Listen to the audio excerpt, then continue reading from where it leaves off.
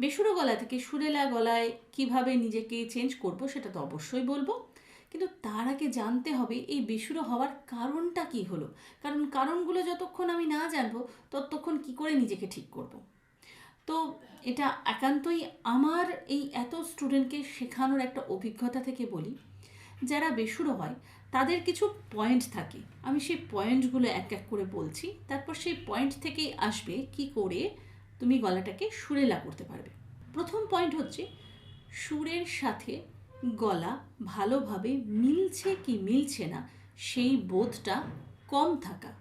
অর্থাৎ রেয়াজ যখন করেন বা যখন কোনো গান গান, তখন ওই হারমোনিয়ামের প্রত্যেকটা রিডের সাথে আমার গলার স্বর ভালোভাবে মিশে যাচ্ছে কি যাচ্ছে না সেই বোধটা কম থাকে।